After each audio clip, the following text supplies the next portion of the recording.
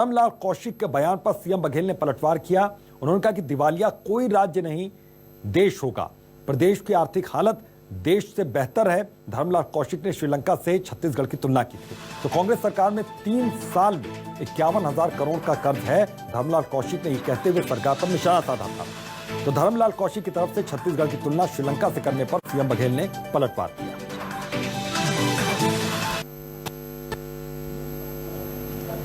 श्रीलंका के राह पर, राजपक्षे के राह पर भूपेश बघेल। लंका के जो स्थिति आपके सामने में है, लगभग उसी तर्ज पर भूपेश बघेल की सरकार ने 51,000 करोड़ रुपए के कर्जा उन्होंने लिए हैं। धर्मलाल कौशिक जी उस दिन बोल दिए कि श्रीलंका जैसी स्थिति छत्तीसगढ़ में होगी। छत्तीसगढ़ की अर्थव्यवस्था बहुत बढ़िया है। भारत सरकार की तुलना कर ली कई गुना अच्छा है। हालांकि भारत सरकार हमको सहयोग नहीं करे, उसके बाद भी हमारा अच्छा है। तो यदि करप्ट होगा तो देश बैंक करप्ट होगा, जिस तरह श्रीलंका हुआ। श्रीलंका कोई राज्य करप्ट नहीं हुआ, पूरा देश हुआ। तो यदि उस दिशा में जाने से बचना है तो आपके देश के लोगों की सेवा करना पड़ेगा, दरिद्र नारायण की सेवा करनी पड़ेगी।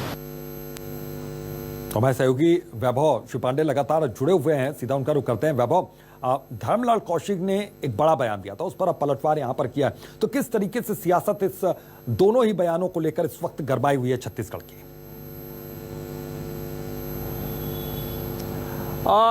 देखिए अवितोष, ये पहली बार ऐसा कोई बयान आया हो ऐसा नहीं है। ये पिछले 3.5 सालों में जब भी भूपेश सरकार की तरफ से कर्जा लिया गया है तो तब इस तरह के बयान आते रहे। ये जरूर है कि उसमें नया जो वाक्य जुड़ गया है, शब्द जुड़ा है, वो है श्रीलंका को लेकर के है, या श्रीलंका के जो प्रधानमंत्री महिंद्रा राजपक्षे ने इस्तीफा जिस तरह से वहां पे हालात बने, तो उसी से जोड़ करके छत्तीसगढ़ के संदर्भ में धर्मलाल कौशिक का यह बयान है और उस पर मुख्यमंत्री भूपेश बघेल का जवाब भी आ गया है।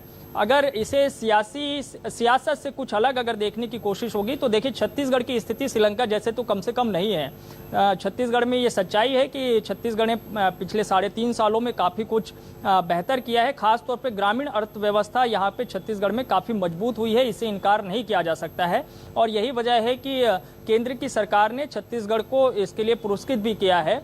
और कई राज्य जो है छत्तीसगढ़ के मॉडल को देखने और समझने के लिए यहाँ पे पहुंचे, वहाँ के जो अधिकारी और नेता मंत्री हैं। और इसका जिक्र खुद जो है प्रधानमंत्री नरेंद्र मोदी भी अपने भाषणों में कर चुके हैं और उत्तर प्रदेश के भीतर हमने देखा है।